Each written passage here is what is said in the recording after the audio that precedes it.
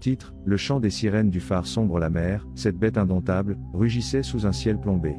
Les vagues, crêtes de furie blanche, s'abattaient avec rage sur les falaises qui embrassaient le phare sombre. C'était un lieu maudit, un doigt de pierre pointant vers le ciel, enveloppé d'une légende qui glaçait jusqu'aux os des marins les plus aguerris.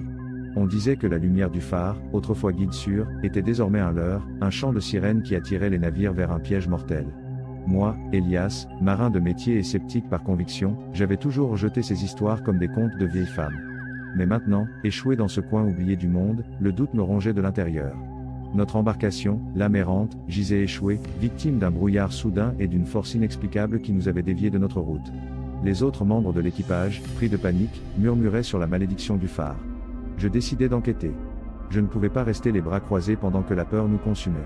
Armé d'une lanterne et d'une bouteille de rhum pour calmer mes nerfs, je m'aventurai sur le sentier qui menait au phare. La brise marine, glaciale et pénétrante, murmurait entre les rochers, emportant avec elle des voix indistinctes, des échos de lamentations étouffées. La porte du phare, rongée par le sel et le temps, grinça en s'ouvrant, révélant un intérieur sombre et humide. L'odeur de salpêtre et de moisissure imprégnait l'air, créant une atmosphère oppressante. Je commençai à monter l'escalier en colimaçon, sentant le froid s'intensifier à chaque pas. Les murs, couverts d'inscriptions étranges, semblaient m'observer avec des yeux invisibles. Finalement, j'arrivai à la salle de la lentille.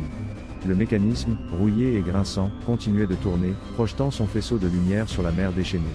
Mais quelque chose n'allait pas. La lumière n'était pas le guide chaleureux et réconfortant que j'attendais. Elle était froide, presque spectrale, et semblait palpiter d'une vie propre. Alors je le vis. Au centre de la salle, debout près du mécanisme, se trouvait une figure spectrale. Un homme grand et mince, vêtu d'un uniforme de gardien de phare décoloré, avec le visage émacié et les yeux enfoncés dans des orbites sombres. Son regard, fixé sur l'horizon, transmettait une profonde tristesse et un désespoir. « Qui êtes-vous » demandai-je, sentant un frisson me parcourir l'échine. La figure ne répondit pas. Elle resta immobile, comme si elle faisait partie du phare lui-même. Soudain, une voix résonna dans mon esprit, une voix grave et profonde, pleine de douleur et d'amertume. « Viens vers la lumière. » La voix était hypnotique, irrésistible. Je sentis une force invisible qui me poussait vers l'avant, vers le bord de la tour, vers l'abîme. La lumière du phare s'intensifia, m'enveloppant dans un tourbillon de sensations. Je luttais contre l'influence de la voix, essayant de m'accrocher à la réalité.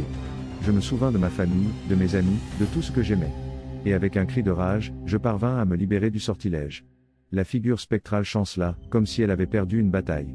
Son regard se tourna vers moi, rempli de haine et de frustration. « Tu ne peux pas échapper », murmura la voix, maintenant plus faible et distante. « Ce phare a besoin d'âmes. Des âmes pour alimenter sa lumière. » Je compris alors la vérité. Le phare n'était pas simplement un phare. C'était une entité maléfique, un être vivant qui se nourrissait de l'énergie vitale des marins. Le spectre du gardien de phare était son prisonnier, condamné à attirer des victimes à leur perte. Je décidai que je devais l'arrêter. Je cherchai à tâtons dans ma poche et sortis la bouteille de rhum. Sans hésiter, je la fracassai contre le mécanisme du phare. Le verre se brisa en éclats, et l'alcool se répandit dans toute la salle. « Non !» cria le spectre, d'une voix pleine de terreur. Je sortis mon briquet et l'allumai. Une flamme surgit, illuminant l'obscurité. Et avec un geste désespéré, je lançai le briquet vers la flaque de rhum. Le feu se propagea rapidement, enveloppant le mécanisme et consumant tout sur son passage. La lumière du phare clignota, vacilla et finit par s'éteindre. Le spectre du gardien de phare hurla d'agonie, tandis que sa forme se désintégrait dans l'air. Le phare trembla, comme s'il subissait une attaque. Et puis, tout redevint silencieux. Je sortis du phare en titubant, sentant le poids de ce que j'avais fait. La mer continuait de rugir, mais je n'avais plus peur. J'avais détruit la malédiction du phare sombre, libérant les âmes piégées et ramenant la paix dans ce coin oublié du monde. Le lendemain matin, le brouillard s'était dissipé. L'âme errante put être réparée, et nous voguâmes vers un nouvel horizon. Mais je n'oublierai jamais ce que j'ai vécu au phare sombre. Le chant des sirènes de la lumière spectrale, le spectre du gardien de phare, et la vérité terrifiante qui se cachait derrière la légende.